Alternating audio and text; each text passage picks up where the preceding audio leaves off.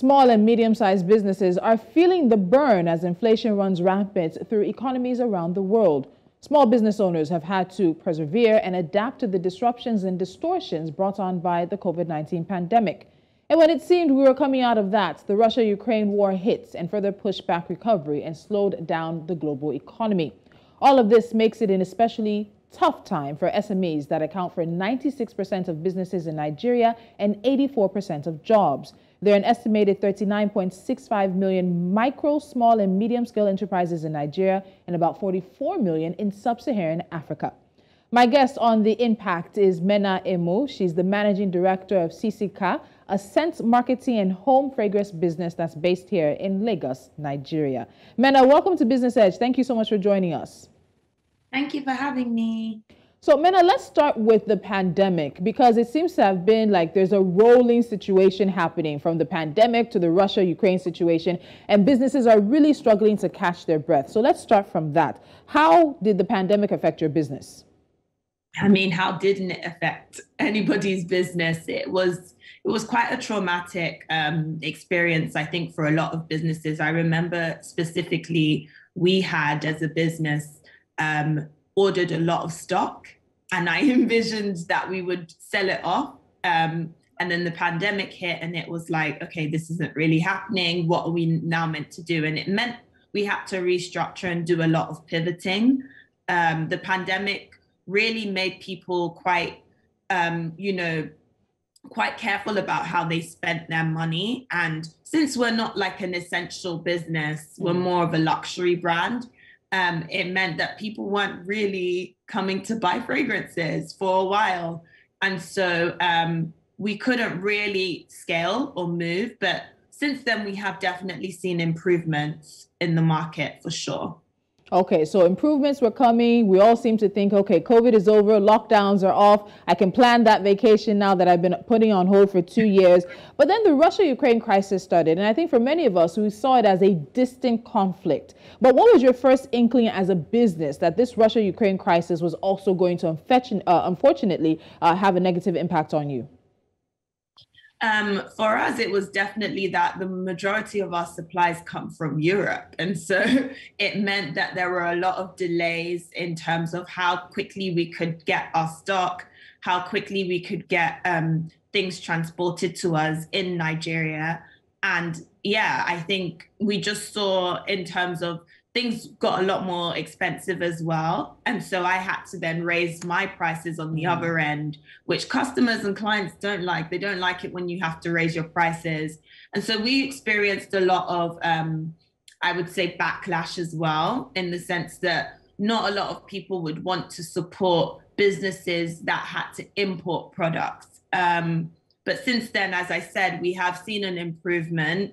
And I think it's just about restructuring our brand and how we want to position ourselves in the marketplace. We are actually producing more of our products locally now, which is a great thing for costs, keeping costs down. Yes. And also for us really showing that luxury can come from Nigeria. That's my aim when building CCCA. I want people to see that from a fragrance perspective, it's not that you always have to buy and shop abroad. Like, luxury can be made and homegrown. So my next question was actually going to ask about how your business adapted. So you've mentioned, of course, having to raise prices, which no customer, as a paying customer, I can tell you we don't like it. But if we like the product, even if it's luxury, we'll find the money. Then you also talked about, of course, having to find resources here internally and not look for things to be, of course, imported. Beyond that, what do you think was the other maybe major adaptation you've had to make in the past several months? Restructuring internally in terms of building out a team who actually want to believe in the vision of what you're trying to build. That was super hard because, as you know, we've had a brain drain in Nigeria for the past, since the pandemic. A lot of people have left, and it's meant that, you know, in terms of the talent that we can find on ground, it's quite hard.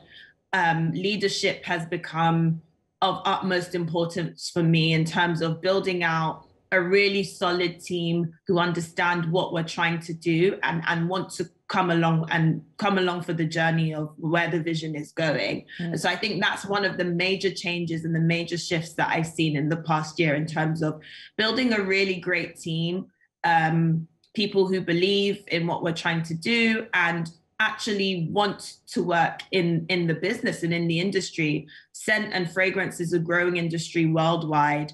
And I'm trying to do something in terms of building something locally in Nigeria that says, oh, we can also have a fragrance industry here that is great, that is thriving, and that people actually want to work in. So when you look at the headlines and the newspapers and you hear the news, inflation is everywhere, particularly for your business. You've talked about, of course, the issue around the imports that you bring in and the cost of that. What impact do you think inflation has had on your business? Because I'm very sure you probably have staff members who've come and asked you that they need a raise so that their salary can beat inflation when they take it home. What are the sort of things you're seeing when it relates to inflation in your business? Okay, I think definitely that in terms of salary wise. There's also in terms of how people are spending habits, consumer habits have definitely changed. We were really focused on being a B2B business for the longest time. We've served a wide range of clients from different hotels across the hospitality sector. And that really struggled during the pandemic because not a lot of people were staying outside of their homes. And I think for us, that's where the pivot came in. Okay, let's start building out home fragrances and find a way in which we can also make luxury accessible and affordable to everyone. So we're not just selling it on a commercial basis. It's meant we've had to kind of change some of our pricing strategies, as I said, bringing products at a lower price point so that people can have the option to buy from us. I think pivoting as a business, you can't be so rigid. You can't think that, okay, this is the dream, this is the vision, we're only going to get there one way. And so we've had to adapt, we've had to be malleable. And it wasn't easy. It's not to say it's easy at all. But I think that in adapting, I've learned the most about how to scale a business. Okay. Most businesses, they don't start the way that they end. Very true. And let's talk about ending, because unfortunately, I've seen a lot of SMEs in Nigeria, unfortunately, deciding to throw in the towel. Have you considered possibly closing business or even scaling down during this situation and this time in order to stay afloat and come back, even though we know that some businesses, when they close, they don't return? So actually, for 4 months earlier this year, we did shut down operations. It was a very hard decision that I had to make, but I knew that it was for the best. It was for me to enable me to actually get back to the drawing board and think, okay, what are the ways in which we can work differently? What are the ways in which I can introduce products that people really want when it comes to fragrance? And so we shut down for a good 4 months where I literally was not selling to any of our clients. And we have quite a wide client list who were very unhappy by the fact that we did shut down. But, you know, I knew it was for the best. I think sometimes as a business, it's important to know your limits and know when you can, and in order to serve better, you have to sometimes say, you know what, let me shut down for a while. And to be honest, I'm really happy that most of our clients were so super understanding and waited for us.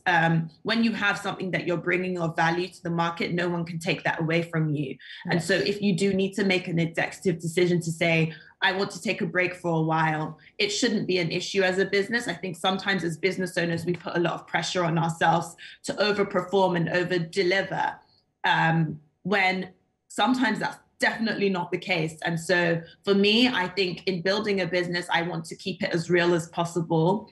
I want to be able to show people that businesses do have their ups and downs. And there are times where you might have to say, you know what, it's not working right now. It doesn't mean that this is going to be a forever thing, but for right now, we can shut down. And for the clients that really value what you do and what you bring to the table, they do come back. And so don't be dismayed or discouraged if you're a business owner and you have to make that type of decision. I think I think for the most part, is a very brave thing to do and actually propels you in order for you to forge forward and really build a really, really solid business.